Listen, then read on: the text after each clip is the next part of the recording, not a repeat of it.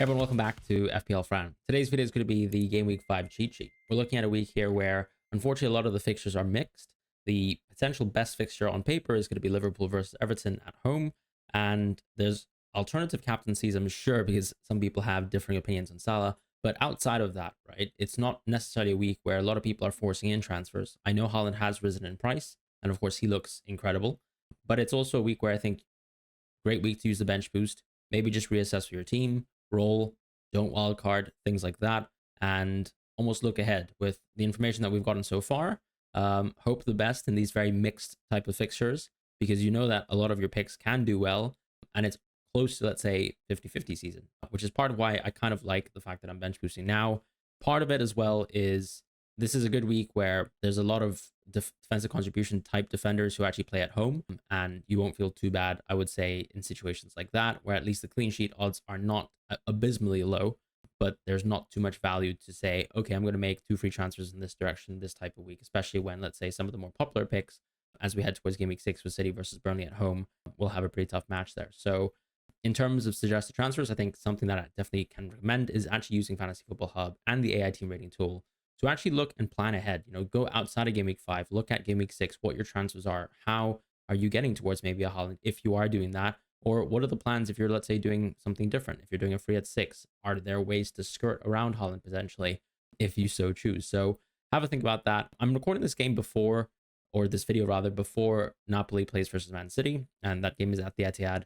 So I will be interested to see what happens there. I do have to caveat, of course, that there's not going to be, you know, perfect takes in terms of City players, because of course injuries can definitely happen. So hopefully they don't, but we should be able to react to them in kind. But let's get ahead and start with the cheat sheet. So in the midfield position, I don't think there's too many changes this week. This is one of those weeks where, as I said, as a symptom of the game week itself, it's almost like a week where you can look ahead. And I think there's some assets that I would say are interesting this week. Potentially the only transfer or type of player maybe that I would consider going into this week is maybe a Brighton player. You've got a home game, and they're generally still quite enticing within the midfield. But when it comes to that sort of budget territory, Josh King does for me drop.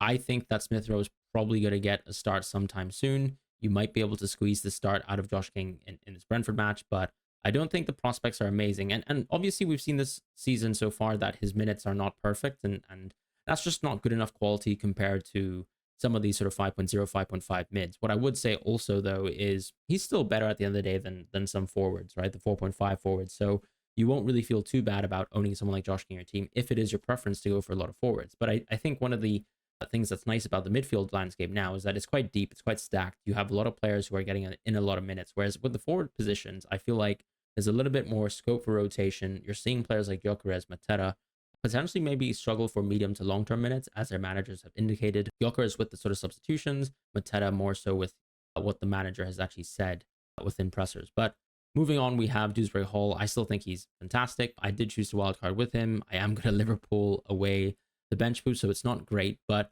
I do think that he's a pick that just looks really strong. When I look at season-long sort of goal projections and assist projections in the market too, they're very much backing that he might be the best sort of 5 open play, let's say, potential midfielder. It's not a case of him being able to get defensive contribution, definitely not, but it's just a case of, do I think there's value here? There's good minutes for what looks to be a very solid team so far this season, especially even on attack, which I think is a bit of a paradigm shift for this Everton team.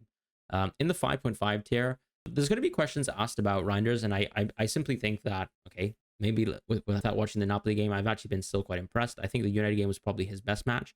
And if you want to talk about the positions that he actually took up in that match, I think that was probably the most enticing so far outside of, let's say, the Wolves game. So even though Foden was playing, I don't think that necessarily meant that Reinders actually got into worse positions on the pitch. If anything, I think he had some great shots and probably should have scored even more so than, let's say, Foden with his great headed finish. So I like the fact that his minutes are perfect so far, but there's going to be Champions League and that sort of added question of, can he really play 90 minutes every single match? Or is it the case that maybe you'll see Champions League rests for him and actually he's good to go for the league? Because I think one thing that I can say about Pep, at least, is that he does tend to respect almost every sort of Premier League game. I think part of that is just so many title races going down the wire, and that's sort of wired into him, ironically. But in the Champions League, you tend to see things like, for example, back in the day, a Sergio Gomez start. You will probably also see Reinders maybe lose his minutes there and maybe within other cup matches as opposed to the league. So I think I'm still really confident in him. With Elliot Anderson, I think the biggest question is around minutes with Ange coming in. And I think it was a positive that within the Arsenal match, he didn't sub him on. Douglas Luiz did actually play his first few minutes within the cup match. So that's something to sort of monitor. Although I would say that Douglas Luiz is most likely going to be a substitute for Sangare. But we also know that Ryan Yates is a part of the squad. He was also subbed in within that Arsenal match. So there might be a little bit more depth in the midfield positions. Do I think that really impacts Anderson? I would like to say no. I think it's nice also that he was able to rack up a really strong defensive contribution game. His averages are still really strong. So there's nothing really that's changed my opinion about Anderson. But what I have instead, however, is sort of moved Caicedo up to match Anderson. And part of that is just his baselines right now look really good in terms of defense contributions. He's obviously having a great start when it comes to sort of open play attacking numbers. He's had 2 goals so far. Do I think that that's definitely overperformance? Yes, in the sense that I don't think you're expecting Caicedo to score 2 and 4, but it doesn't mean he's a bad pick, right? He's still at a very good price, and you can't really lose too much value from going for someone like Caicedo. So I think he's definitely still top. And for me, these are my preferred 5.5. I mean, Zubimendi did get into some action, but the key with him, in my opinion, is that he doesn't get enough defensive contributions, and it's nice to see him get into the goals, but that's also something that's very rare for him. I don't think my opinion on him is going to change until he can sort of rapidly change that when it comes to, let's say, how I value him in open play on an average basis. As far as Tavernier, his minutes actually still look really, really solid. Something that is evidently the case with Bournemouth is I don't think it's so easy for someone like Justin Kluivert to actually find his way back into the team. Tavernier's played a lot of minutes. Brooks played a lot of minutes. And you're even still seeing, for example, Alex Scott play a lot of midfield minutes too. So it's been tough for Kluivert to get into the squad. I think Tavernier has some really, really good baselines. And generally, it's just a part of this Bournemouth attack that have proven to be almost 2 seasons in a row now extremely well priced for the sort of value that they bring out. And I think this includes even someone like Evan Nilsson in the forward position. In the next tier, I haven't sort of FOMO'd on, or sort of reactively moved against Paqueta. I think we sort of expected that when you actually get involved with a match like Bolivia 90 minutes, considering the game state 10 versus 11, I think that's exactly why he got subbed off. If anything, he actually got a wonderful chance starting almost in a center forward type position in that match anyways, and kind of wasted that chance. But I think his minutes are still very, very good. I think the positive too is with the international break in the middle of October, he actually has 2 more days of rest when he comes back to play Brentford, I believe at home. So I wouldn't be too worried about Paqueta's minutes. I think going forwards, there's a good streak of games, as I've always been saying, up until game week 11. With Minte, I think he definitely gets a rise. If you're actually looking to transfer a midfielder, I actually think his minutes, as I said in last week's video, is very, very safe. And I think it was a positive that he actually delivered really well within that Bournemouth match, getting an assist there and getting into the bonus points. What I like about Minte is he's one of those classic cases where you're looking at a player and we expect him to develop. And I think he is doing exactly that. He's being trusted with a lot of minutes. And I really can't see why he can't, let's say, not be just a permanent sort of 80 plus, or maybe even 85-minute plus player if Hertzler doesn't troll us, but it's possible. However, I still think at this sort of price point, getting access to what should be a very consistent Brighton attacker is still good value. Is it necessarily as good as a Brighton attacker or a Bournemouth attacker rather? So I'm just getting my teams mixed up. But yeah, I don't think it's necessarily the case. But Brighton have proven, I think, over the last few seasons that they've just been really decent in terms of attack and less so in terms of defense, but that's the positive. Kevin, I've actually added within the cheat sheet, and I've also added Ndoye. Part of the reason why I've added Kevin is I just think that performance was actually amazing versus Leeds. And just speaking to some of my Fulham friends who are fans, I think it's very likely that he can get minutes very, very quickly in this team. And I think the nice thing is I would say that Kevin's baselines are a bit of an unknown quantity, but we already should be thinking about him and talking about him because I think, yeah, he's going to do good in the league. Do I think he's a transfer in now?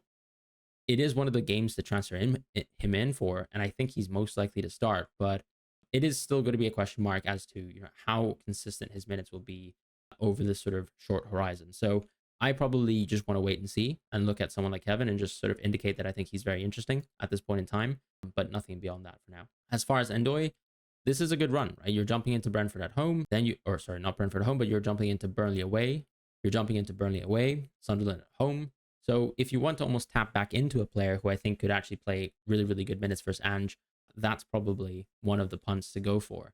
Do I think it makes a lot of sense? Not really, because I do think that Nottingham Forest's fixtures do really rapidly decline after this, so I'm not super confident about that.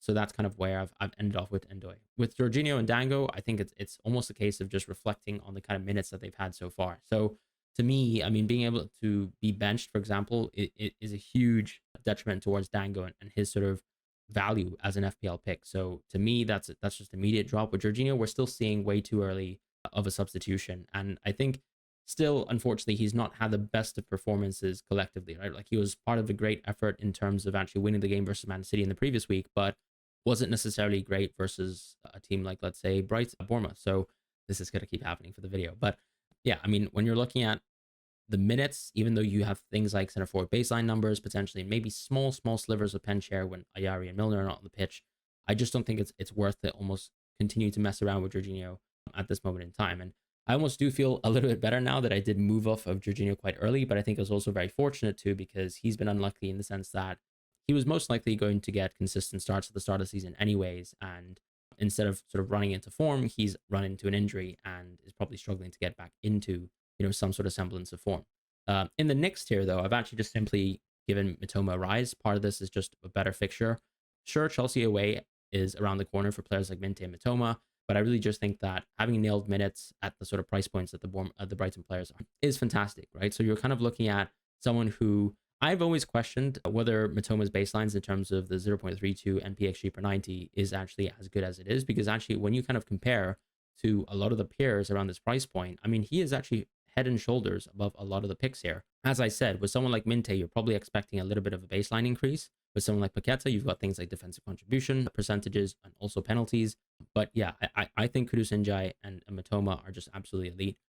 Partly because with someone like Kudus, you're knowing that he's going to get a benefit of enhanced set piece share very very quickly. He hasn't lost at least half of them to Xavi Simons, whereas Porro is the one who has, and his minutes have just maintained itself. So I think Kudus is still at a fantastic price point and just a great Game Week 6 fixture as well. Whereas with Njai, it's almost kind of on and off, right? Liverpool away is a very tough match in Game Week 5, but then actually 6 and 7 is great, and then 8's pretty tough too. So it's a case of, I think Njai still at a price point where he is almost slightly criminally underpriced, especially if you're almost willing to buy that Everton are a better attack, and I think that is early signs the case this season. With Enzo, I'm almost tempted to drop him, but I think his minutes are still really strong. With Grealish, I still think that I would always rather take the expected goals from Njai and potentially higher baselines and defensive contributions than Grealish going forwards. And we'll just have to continue to monitor this Everton team, right? If they continue to impress us, because even though they did actually, let's say, not score versus Aston Villa, they racked up more than enough chances to score. And it was sort of almost a continuation of poor Aston Villa performances, but also equally a continuation of great Everton performance. So I think when we're kind of looking at this 5 game weeks in, I'm actually still very, very high on these sort of Everton players. At 7 million, I feel quite happy about dropping Rodgers last week. I feel happy with where I've sort of inserted Xavi. My main question with him is really whether his minutes are going to hold up absolutely perfectly. I think, especially since Spurs have to manage multiple competitions, that's going to be a slight problem for someone like Xavi Simons. There's also a case where maybe he could also take penalties. Like if I wouldn't be shocked if he was like second or third in the penalty taking order. It's very likely that both the center forwards in Solanke and Richarlison do take penalties over him, but I wouldn't be overly shocked if that happens. So that there's almost like a soft benefit to Xavi outside of just pure set pieces, which he was able to get a set piece assist from over the weekend. And even going back to that point, someone like Kudus easily could have had one if we had proper refereeing over that Romero disallowed goal. As far as the 7.5 tier, I do think Gakpo gets a soft drop. Now, this isn't really an indication of, okay, Isak's into the team, that he's going to struggle, but I think with that sort of early Champions League sub, you're now starting to see like what are the knock-on impacts in terms of how Slot is going to manage the team over the course of the season. I'm not saying that Gakpo is going to get consistently subbed off at 55 minutes or something like that. Absolutely not. But it's a case of, I think Gakpo's minutes can now sort of range between 55 to 90 minutes. And that's obviously a big drop off from someone who dropped 3 90s in a row or even 4 in terms of league play, right? So that's quite a detriment. And so on that basis, I think Gakpo does get a soft drop because you're just going to see, I think, more of, and you're also probably going to see a little bit more of Wirtz left wing as we saw in the Atleti match. And that's just going to be, I think, the reality going forwards, right? There's going to be a mix of a balance in terms of which games they kind of prioritize. I don't think Gakpo, anyways, last season when you saw was, some sort of nailed 90-minute player at any point in time. So even though some of the Slot quotes seem to suggest that his minutes feel safe, I don't actually think that I'm aligned with that sort of general consensus. I do think that Gakpo's minutes will be hurt over the course of the run, and Slot will be quite flexible in terms of how he utilizes different players in different positions. As far as, let's say, the sort of 8 million type picks, I've added Foden here. I just think immediately he makes a lot of sense. One of the picks that I've probably missed up until this point is Madueke, but I think it's really just a Saka timeline dependent thing. would only really consider someone like Madueke if you actually got clarity on Saka's timeline, and if it was, let's say, significantly worse than, let's say, what Arteta is purporting it to be. So he's interesting, but I think Eze sort of remains at that price point where it feels quite reasonable that he's going to get consistent minutes across different sort of positions. And I think the issue is, of course, Martinelli is also there. But yeah, when it comes to, let's say, those 8 million plus players, I think Mbomo looks absolutely fantastic. I've actually given him a rise, and I think it's very much deserved because the performance that we're seeing so far in terms of open play have really shocked us, right? When we look at someone like Mbomo last season, his underlying stats in open play were not good whatsoever. But I think part of that too is sometimes what happens when you play for a much weaker team, and I guess you don't have the opportunity to get that many open play chances because of how the team is building up and setting up. Now, I wouldn't say United are a better team than Brentford. I think even like if I go back to last year, Brentford were probably a better team than United. But what I'm trying to say in terms of, what let's say the team is willing to sacrifice. Like, for example, for a team like Brentford last season, I feel like they probably would have still almost like core principles in terms of wanting to concede less and build up a strong base. Whereas this United team is still very much open, I think, in both elements, right? Their attack actually has looked really solid, and I think that hasn't changed too much, but it's still how easy it is for teams to play through them, as we saw with Haaland and his exploits. So to me, I think just the soft benefit of actually playing in this United team so far is that it has kind of freed up Mbemo to get a lot of chances. You're seeing him, for example, in the box a lot. And the sort of positions that he's sort of deployed in, I think are just generally better than last season's, and he looks incredible. So I've given him a rise. Even though, let's say, a team like United haven't been overall impressive collectively, right? I just think Mbemo individually as a pick has looked really good. Foden, I think, with the back-to-back starts, because I actually did see that he started the match versus Napoli. I still haven't watched that match, right? That the match is literally about to happen, but I am not feeling very well today, and unfortunately, just want to get this video out the way. So hopefully you can bear with. But the idea here is, I think Foden, if you're looking at him and getting consistent starts, which is possible, right? Turkey's still out, Marmoush is still out. We need to sort of monitor those timelines, but there's a gigantic shift in the dynamic in terms of what Foden brings.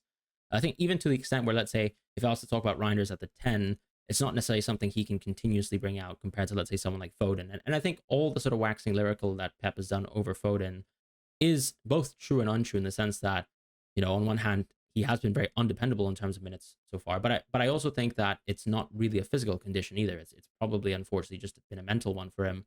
And if anything, he is someone who has shown to be more than capable of playing really consistent minutes with midweek football in hand. So I would be very interested to see if Foden, plays, for example, let's say another 70, 75, 80-minute game versus Napoli and continues to look good, because I actually think he's a very serious FPL pick, even though, we haven't seen that from Foden for a long time now, since the season. As far as Wirtz, I think he gets a drop. And look, I don't think he's looked as horrific in terms of, if I compared, let's say, I think both Watkins and Wirtz are actually unfortunate in the overall sense to be, with 0 goals and 0 assists. I think they've had enough chances where you could say, they probably could have got something. Has Wirtz clearly struggled with the Premier League so far? I think so. I think there's not even a doubt in that. And ultimately, I say the Atleti match was probably the best game for all Liverpool players. Like, even for Ekitike, who's actually scored goals, previous to the Atleti game. I mean, his best chance actually this entire season, in my opinion, was still that chance that Salah laid in for him in that Atleti game that he completely skied over the net. So, when I think about that as context, like, if Liverpool can play like that, I don't think Wirtz is ever going to be an abysmally bad pick. Not at all. But it's just a case of, I think there's this sort of some price momentum changes. And then equally, things like Sobo taking more set pieces, maybe Gakpo taking some more set pieces. And then also just what are Wirtz's minutes going to be, especially when someone like Sobo is playing so well and could obviously see himself play more center mid minutes. And then it's a case of, let's say, does McAllister, for example, get more minutes outside over Wirtz in certain situations? And I think that's more than plausible. So that's kind of why I've given Wirtz a drop. As far as Palmer, I'd like to boost him up to that sort of green spot. But I still think the question mark with Palmer is is he kind of injured? Is he going to have his minutes managed? I mean, he played 90 minutes versus Bayern. Does that mean he's going to play 90 minutes versus United? Possibly, because I think the next match for Chelsea is actually quite nice in the sense that it's Lincoln City. I can't see him playing that match whatsoever. Like, I don't see him even being a part of that squad. So I think that's a positive. So for Palmer, it's a case of you can probably see him as a green right now if you think he's fully fit. And that's pretty much it, right? Palmer has looked absolutely incredible. As far as someone like Salah, he's a case in point where I think when we have a lot of sample size in terms of years and years of Salah, and it does become quite easy to sort of overreact. But I think it also is exacerbated by almost both the premiums performing in the complete opposite directions of what we want. Although I think, we have more than enough case studies in terms of 4 game weeks not being a good sample size. What do I mean by that? Like Haaland last year, I think this time last year was actually probably in a similar position in the sense that everyone wanted to move, generally speaking, away from a Salah draft into a Haaland draft, and then Salah tore the rest of the season up. Now, having said that, of course, last season Salah also had a blistering start, so it made it a lot easier to move towards Salah. But I think you still have a case of Haaland has always had great starts to the seasons. Is there suddenly a radical change in terms of Salah? And I feel like a game like Atleti, with the performance that he put out there, does help us sort of pull back those expectations. So ultimately, I'm not, let's say, down on someone like Salah. I'm actually still relatively up on him, but I do think he is going to get a soft drop here because there is an element of, if let's say the City team continues to be able to play consistently throughout Holland, and honestly, the underlying stats are better than they ever have been, with the caveat of extremely small sample size.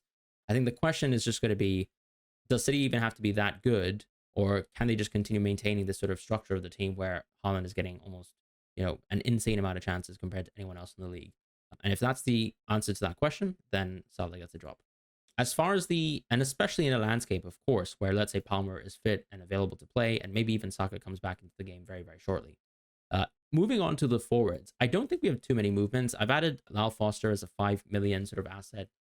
I don't see him necessarily as someone who's game breaking. Unfortunately, you're also spending more money than, let's say, someone at Josh King's sort of price point. But the flip side, I guess, is Josh King's minutes could be quite fragile in the short term, whereas Lyle Foster's minutes have looked really, really good so far within the Premier League.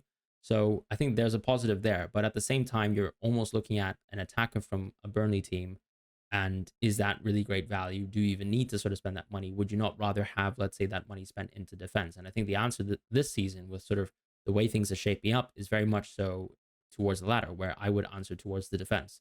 But if you need to get a bench boost off, if you almost need someone who can plug a gap here in Game Week 5, I think Lyle Foster can do that job. He's not that interesting, though, beyond that. As far as Thiago, he gets a soft drop, but it seems like he's actually fully fit and ready to play. He was actually involved in training for Brentford, was removed from the squad versus Aston Villa in the AFL Cup, but Keith Andrews has confirmed that he's fine. Or rather, I think some journalistic reporting has actually confirmed that. But I think the question mark is still around minutes and sort of what different types of setups that Brentford can incorporate that will sort of reduce his minutes, especially as you can see, with a sort of 2 up top structure, which led to, let's say, Dango coming off the bench. And maybe there is even a distinct possibility of, let's say, Dango starting over Thiago. But I think what the benefit of Thiago is as a player is, almost the hold up play element, winning headers, long ball, almost just any sort of actions in terms of pressing as well. And that sort of working hard element of the game that I think is quite crucial to sort of Brentford's general game plan, especially if you're going to have, let's say, a 2 up top structure, Shadi in behind. I still think Thiago's minutes are quite safe. Do I think that they're sort of at that upper bound that I previously thought they were? Unfortunately, no. So you live and you learn, and I'm also sort of taking those L's as a manager myself. With Strand Larson, it seems like he might be involved on the weekend, but unfortunately with someone in his position, right, we're still looking at a pick who has struggled to really turn up in recent weeks. And I mean, there's not really much I can really say within this, right? So I don't think he's really going to start in Game Week 5. I think if he's managing this sort of Achilles thing, maybe we'll see him in Game Week 6. There's actually a decent-ish rest, especially, in the case of Strand Larson. It's hard to almost say what I think about Strand Larson because it's just purely injury related. I think he's a fantastic pick, and he's always been sort of my favorite 6.5 and below pick as long as he's fit, but that's the question mark. With Richarlison, I think we're starting to see much more management of minutes, and even more so than I actually anticipated within the league. So unfortunately, he gets a soft drop, especially with sort of being able to be benched in the league. I did not really expect that for the match, if I'm honest. If you asked me for a Spurs predicted lineup for the previous game, I probably would have said Richarlison starts. And so that has kind of pulled back my sort of thoughts on Richarlison. Maybe the element of it too is, he was also involved in international football. So maybe that rest is quite isolated to that. And maybe I'm actually being a little bit overreactive because this is still at the end of the day a striker for a very, very good Spurs team. Is there a need necessary to overreact to that? I would say probably not. So something to think about from that perspective. As far as, let's say, what I think about Richarlison, I think his starts should be quite solid. He is still quite a fragile pick. If you own him, I'd probably keep him up until this generally good run of games almost comes to an end. And I wouldn't feel too bad about owning him. And that's simply as much as it is. As far as Evan Nilsson, I think he's actually the top sort of 7 million point X type pick in the game, even slightly over João Pedro, to be honest, despite him sort of losing penalties to Semenyo and that sort of being clarified. we've talked about many times about Semenyo versus Evanilson and penalty shares. I've always indicated that, it could be mixed, but my sort of intonation is always that Semenyo is the penalty taker. I think I've said that both on the cheat sheet and also on, my podcast FPL script, which you can find. It's a bit more of an analyticsy podcast, and you can always find that on the FPL script on YouTube. But it's not something that I think has taken away a lot from Evan Nilsson because, in a previous landscape, for example, we thought Evan Nilsson was really well priced. Like even at the start of the season, I thought Evan Nilsson was at a really good price point, despite thinking that Kluivert was actually going to start in game week 1. So you can almost get the perspective that I think even when you look at markets as well, that his season long projections have been really healthy, despite sort of no real indication that he'd be on penalties over Kluivert. So with Waltemad, he's also a new addition. I think the Wisa injury is rumored to be sort of around, let's say, 3 to 6 weeks. I'm not exactly sure of the time frame. There was even a rumor at one point that it was an ACL, but it's not. And Newcastle have almost clarified that. But yeah, we're still seeing, for example, a little bit of rotation with Waltemad as well. You can see, for example, with the Champions League lineup versus Barcelona, that he's not going to start necessarily every single match. And I think that's interesting, right? From that perspective, you can probably infer that he can't be that amazing on FPL pick, especially when he has fixtures like Bournemouth, especially when he has other fixtures like Arsenal as well. I mean, when Newcastle have a better run of games, and maybe if you actually get a little bit of a better understanding of, let's say, Wisa's injury, we could probably make that assessment of whether or not we're actually going to go with Waltemad. I think, unfortunately, the best time was probably last week, post the cheat sheet, where we actually got the news that Wisa was injured. So I didn't really obviously have the time to reflect upon that and the extent of the Wisa injury. But of course, now with a little bit more information, unfortunately, with the good fixture being gone, we almost have to reevaluate things. At the 7.5 plus price tier, I've added Sesko because I think that Cunha injury still seems like it could be quite medium to long term. That has just given him minutes, and I think there's just better matches now that you'd almost look at where Sesko could be an interesting gamble. Do I think he's a great gamble? I don't think so. I don't think we've seen anything so far that indicates that he's going to be an amazing pick. But, I mean, the signs, I guess, are slightly better and more positive than Højlund, but I can't really say too much beyond that. As far as Mateta, I think some of the recent Glasner quotes have really not been positive. I'm not someone who really overreacts to, let's say, him missing an absolute sitter versus Millwall, in the sense that I think, okay, he can't score a goal ever again. But yeah, it's not a positive sign. I think it's not great that after an international break where he actually wasn't playing football, that he's looking this unfit. But at the same time, I think that the flip side of that too is he's still going to play a lot of minutes because other people are even more unfit than him, like the likes of Nketiah, who still wasn't involved within the matchday squad versus Millwall, but probably will versus West Ham. Keep in mind, of course, Nketiah wasn't someone who had a preseason. So that's something I want to mention. As far as Wood, I think he's at a very tenuous position on this cheat sheet where ultimately, look, it's Burnley and Sunderland and you can reassess, right? So if you own Wood, just keep him for it. But Igor Jesus is around the corner.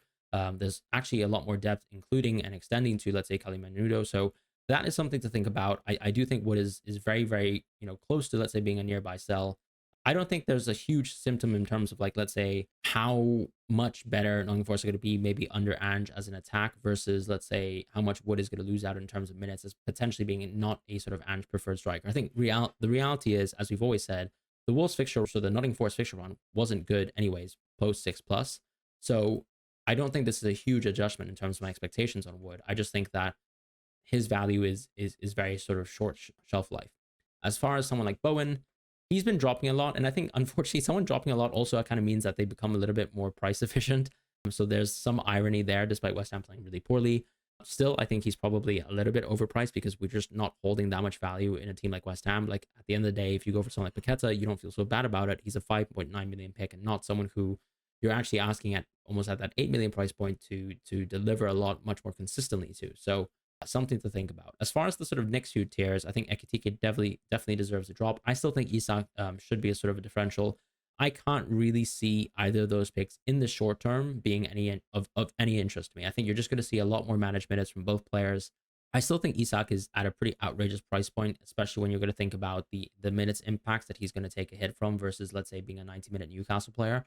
And then also that loss of penalties, I think, more than negates what he would have, let's say, gained by joining Liverpool and by being a part of a better attack. So for me, I'm not sure if Isak is extremely valuable at this point in time. And that could be a hot take, but that's just my take, right? And Haaland, I don't think I need to mention anything about him.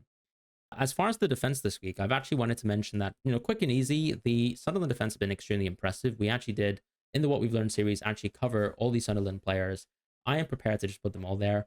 Alderete, Mukiele, Reynaldo as well, getting a rise in Estev with a really good DEFCON performance versus Liverpool. I think ultimately you're just looking at now even the 4 million players are extremely valuable. And once again, this is most likely going to be the 5th spot in your defense, right? We're not saying build an entire team of 4 million defenders and enjoy FPL and life as it is, because I don't think you're going to get that many clean sheets, even though, let's say, the promoted teams have gotten a lot of clean sheets so far, probably a little bit beyond expectations. And I would like to see whether that's going to be the norm versus telling you right now that you have to just buy them all. But yeah, I think they're all of interest. All the Sunderland players actually have really good DEFCON baselines right now. And I think their minutes are really strong too, right? Which is why I've added Alderete and Mukiele in as well. In the next tier, I think there's a little bit more interest in terms of actually adding Tosin. I have to put my hands up and say I totally forgot to actually add Tosin towards the cheat sheet last week. He was actually someone that I was even considering within my own wildcard. So just an apology on that. Tosin very much deserves to be here. And I think both Tosin and Chalobah are very interesting because actually, oddly enough, Chelsea has actually had a lot of games so far where they've hit defensive contribution numbers, which is a bit strange to me because I think when I compare it to last season, they actually really weren't like that. I don't think there's a necessary shift in terms of the playstyle, but I think it is interesting anyways to sort of point that out.